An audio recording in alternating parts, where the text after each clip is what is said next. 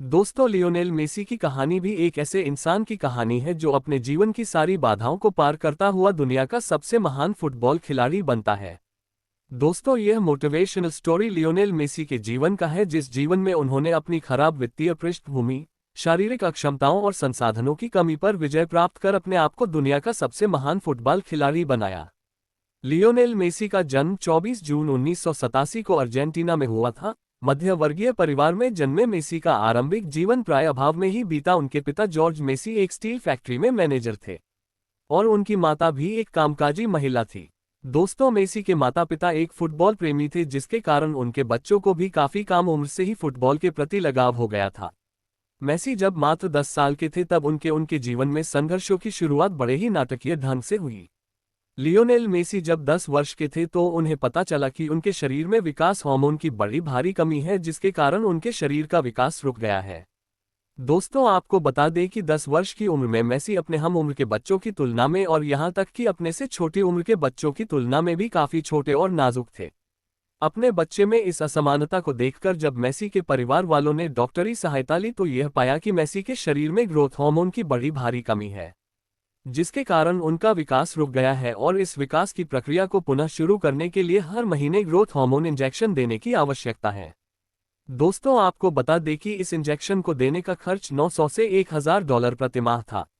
दोस्तों, मेसी के माता पिता की आर्थिक स्थिति इतनी अच्छी नहीं थी कि प्रत्येक महीने इतनी रकम सिर्फ इलाज के लिए खर्च कर सकें।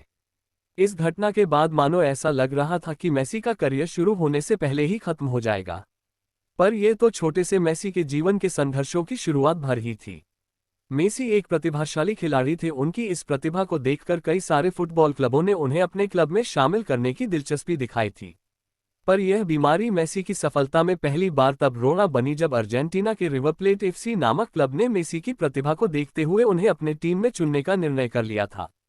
जब उन्हें मेसी की स्वास्थ्य स्थिति के बारे में पता चला कि इस 11 साल के लड़के की वृद्धि रुक गई है और इसके इलाज के लिए प्रतिमाह तकरीबन $1000 की आवश्यकता है, तो उन्होंने अपना निर्णय बदल दिया और उन्हें अपनी टीम में चुनने से मना कर दिया और यह हवाला दिया कि वे किसी खिलाड़ी के इलाज के लिए इतने पैसे खर्चे नहीं कर सकते हैं क्योंकि उनके पास फंड की कमी है।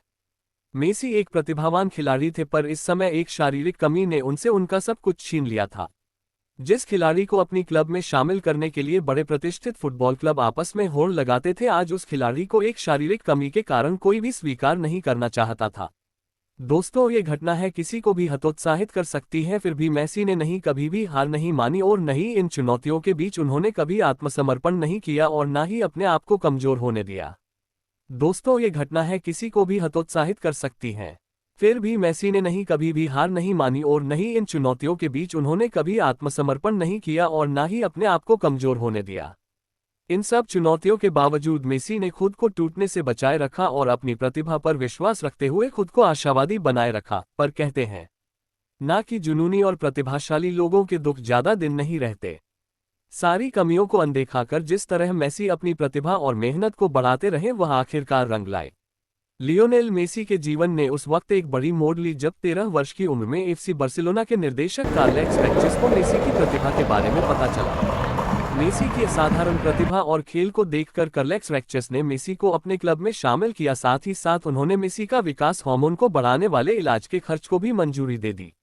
दृढ़ संकल्प और फुटबॉल के प्रति अपने जुनून के कारण महज 16 साल की उम्र में मेसी पहली बार बार्सिलोना की तरफ से आधिकारिक तौर पर मैदान में उतरे और इस मैच में बार्सिलोना की जीत हुई।